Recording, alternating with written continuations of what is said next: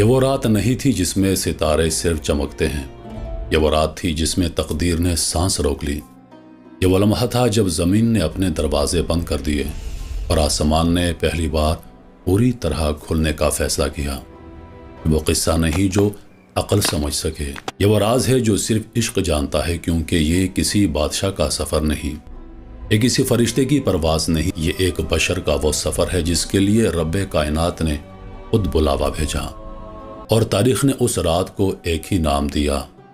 شب معراج۔ یہ سفر کسی روشنی میں شروع نہیں ہوا تھا، یہ آغاز کسی خوشی، کسی فتح یا کسی جشن کا نتیجہ نہیں تھا، بلکہ یہ وہ وقت تھا جب محمد رسول اللہ زندگی کے سب سے بھاری لمحوں سے گزر رہے تھے، جب دکھ ایک نہیں کئی شکلوں میں سامنے کھڑا تھا اور ہر دکھ دل پر وزن بن کر اتر رہا تھا۔ تاریخ اس سال کو عام الحزن کہتی ہے، یعنی غم کا سال، وہ سال جس میں نبوت کے دو سب سے مضبوط سائے اٹھا لیے گئے، وہ ہستیاں جنہوں نے ہر مشکل میں محمد رسول اللہ کو سہارا دیا، حضرت خدیجۃ الکبریٰ رضی اللہ عنہا جنہوں نے سب سے پہلے ایمان لایا، اور حضرت ابو طالب جنہوں نے نبوت کو قبیلے کی تلواروں سے بچائے رکھا۔ دونوں اس دنیا سے رخصت ہو چکے تھے۔ یہ صرف جدائی نہیں تھی، یہ وہ خلا تھا جسے کوئی پر نہیں کر سکتا تھا، اور اسی خلا میں طائف کا زخم بھی شامل ہو گیا، جہاں پتھر جسم پر نہیں بلکہ دل پر برسائے گئے، جہاں لہو صرف جسم سے نہیں بلکہ حوصلے سے بھی بہہ رہا تھا، جیسے زمین اپنی وسعتوں کے باوجود اللہ کے نبی کے لیے تنگ ہو گئی ہو۔ اور پھر ایک رات حتیم کعبہ خاموش، چادر میں لپٹی وہ ہستی جو دن کو امت کے بوجھ اٹھاتی، اب رات کو تنہا تھی، کوئی آواز نہیں، کوئی شکوہ نہیں، بس ایک خاموش دعا جو عرش تک جا رہی تھی۔ کائنات نے شاید یہ سمجھ لیا کہ یہ داستان اب اپنے اختتام کو پہنچ گئی ہے، لیکن کائنات نہیں جانتی تھی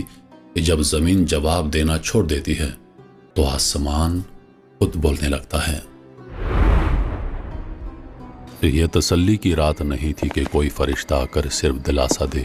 یہ ملاقات کی رات تھی، یہ بلاوے کی رات تھی، یہ وہ لمحہ تھا جب رب کائنات نے اپنے محبوب کو اپنے پاس بلانے کا فیصلہ کیا۔ رات کا ایک حصہ گزر چکا تھا کہ اچانک فضا بدلی، کعبہ کی چھت شق ہوئی اور زمین نے وہ منظر دیکھا جو اس سے پہلے کبھی نہیں دیکھا گیا تھا۔ فرشتوں کے سردار جبریل امین علیہ السلام وقار، نور اور ہیبت کے ساتھ زمین پر اتر آئے۔ یہ کوئی معمول کی آمد نہیں تھی، یہ اعلان تھا کہ اب وہ ہونے والا ہے جو نہ عقل کی حد سے ہے اور نہ وقت کے پیمانے میں۔ جبریل امین علیہ السلام محمد رسول اللہ کو زمزم کے قریب لے گئے، وہاں جہاں صدیوں سے برکت بہتی ہے، اور وہاں وہ عمل ہوا جسے انسان الفاظ میں قید نہیں کر سکتا۔ شق صدر، دل کو نکالا گیا تاکہ دل کو ہی بلند کیا جا سکے، آب زمزم سے دھویا گیا تاکہ زمین کی تھکن اتر جائے، اور ایمان و حکمت سے بھرا ہوا نور اس دل میں بھر دیا گیا جو آسمانوں کا سفر کرنے والا تھا۔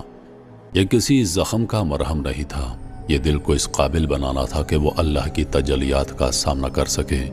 یہ تیاری تھی دیدار کے لیے۔ جب یہ مرحلہ مکمل ہو گیا تو سواری پیش کی گئی، ایک ایسی مخلوق جو زمین کی نہیں بلکہ رفتار نور کی نمائندہ تھی، براق سفید چمکتا ہوا جس کی آنکھوں میں بھی شعور تھا۔ جب محمد رسول اللہ سوار ہونے لگے تو براق کا جسم لرز اٹھا، خوف سے نہیں بلکہ عظمت سے، اور جبرائیل علیہ السلام نے وہ جملہ کہا جس نے براق کو بھی خاموش کر دیا کہ آج تک تیرے اوپر محمد رسول اللہ سے